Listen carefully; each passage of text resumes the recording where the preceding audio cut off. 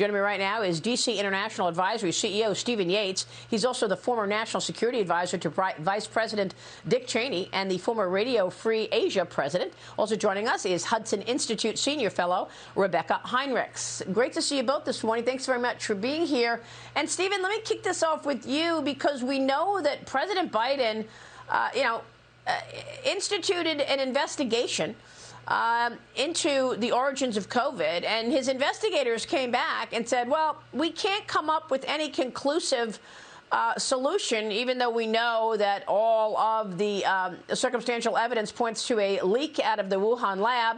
But still, they said we can't really be conclusive because China will not let us in to do a proper investigation. So why is it that this question of why you're not allowing a true investigation was posed to Xi Jinping? Why tiptoe around it? Thank you, Maria. Yeah, I think the answer lies in basically President Biden engaging in conventional symmetry that frankly could have been taken place at the beginning of the Bush administration 20 years ago or in the Obama administration 10 years ago. It completely ignores the significant, strategic, and correct change in tone and substance that happened during the Trump years, especially focused on trade. And it's how they can completely walk past the impact of COVID, which also took trillions of dollars out of the global economy and no accountability by China. But fundamentally, this is just an approach that the Chinese love, where you come together and you say, we have to cooperate and we'll raise issues, but nothing ever really happens. And the Chinese leader just smiles and keeps doing what he's been doing. Well, I mean, Rebeccah, we have seen some serious bullying underway from the CCP. They are threatening Australia because Australia wants to know the origins of COVID-19 now that more than 5 million people are dead. China bought out the Italian military drone maker without authorities' knowledge. So now they have this Italian military drone maker. There are reports, and I believe that it is true, that the United States is buying drones from China, which is absolutely absurd. Your thoughts on that call last night? You know, most of what happens at these summits, it's just exchange. The purpose is just to make sure that the two leaders are having conversation. I'm not opposed to the open conversation. I was trying to pay attention to what the visuals were going to be like coming out of this virtual summit.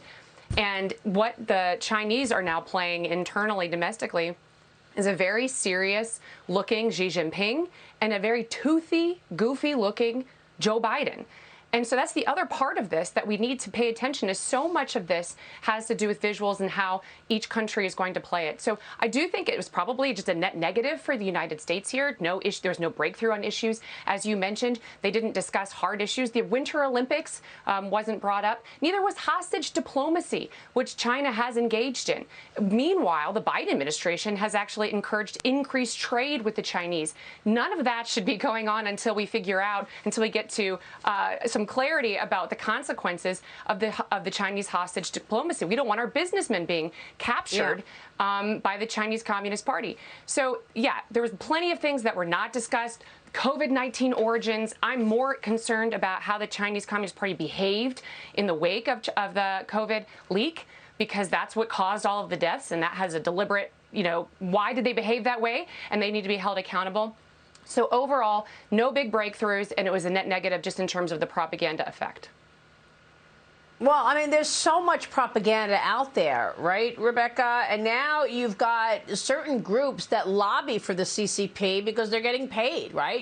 Wall Street is getting honeypots, getting this opportunity to operate their firms 100% owned. You've got academia that is also getting money from China in many areas. Hollywood, they're funding movies. And now you've got, according to Reuters, China and the Chinese embassy has been lobbying executives and business groups just in the last few weeks against China-related bills. So we only have 20 legislative days left in this year for lawmakers to come up with 4 major bills that they've got to get to. One of them is China policy. There are China-related bills in the U.S. Congress, and 4 sources apparently are telling Reuters that in letters and meetings, the Chinese embassy has been lobbying these groups. So How do you stop that when you've got these groups like academia, Hollywood, Wall Street, all making money on China? Why would they push to,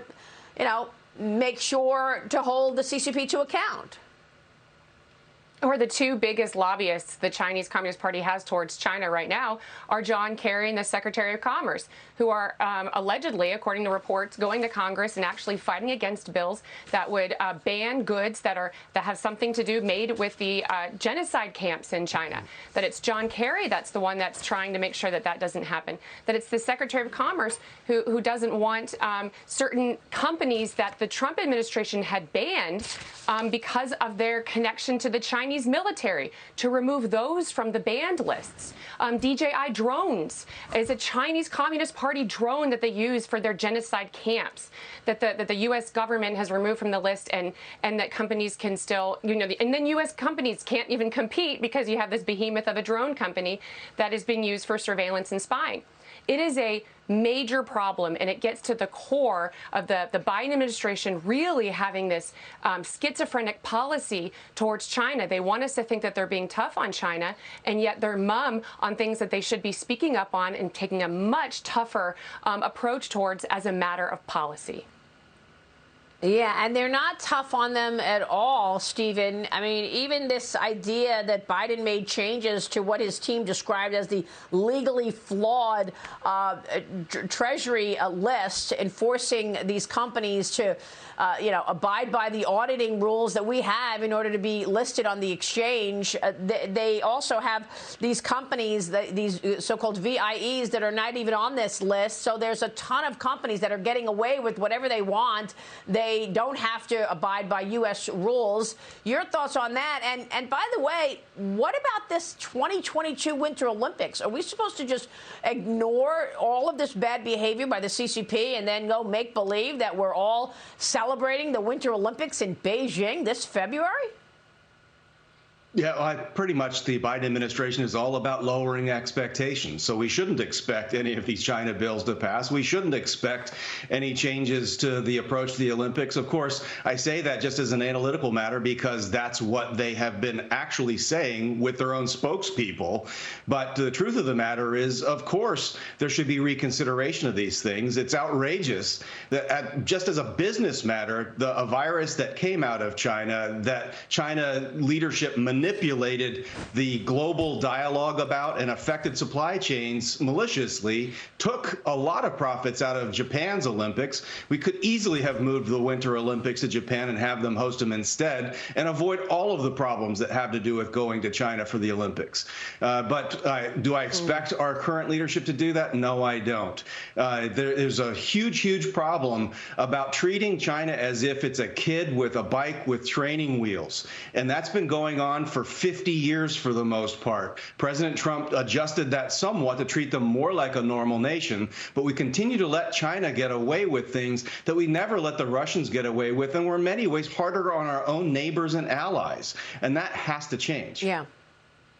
But I'm trying to understand why, Rebeccah. I mean, is this a conflict of interest? Because there was a period of time when we thought, well, maybe if we open up our markets to China, maybe, they will open up their markets to ours. And obviously that hasn't happened. Xi Jinping is modeling himself on Mao Zedong, much more inward than any other leader. And yet here we have a situation where Biden keeps rolling over for the CCP. Is he conflicted? We all remember the laptop from hell from Hunter Biden, where there was one email that says, I get 10%, and then there's 10% held by H for the big guy. Are they making money on China? Is that the problem?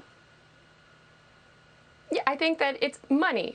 And many of these officials are still living in the 1990s. They haven't adapted their policy. They don't see what the gutting of the American manufacturing base has been the result of a policy towards China that has hurt the working middle class. And rather than China opening up and liberalizing, it's the United States that has been weakened in international institutions while the Chinese Communist Party can push their ideology, can censor the things in those international bodies they don't want talked about, don't want discussed. And now you have, according to reports, Biden administration officials I would assume because of China's demands, wanting to curtail the use of the phrase malign influence in all of their policy discussions and documents. So you have the U.S. government not influencing the Chinese Communist Party to become more free, but for them to censor us and curb our values.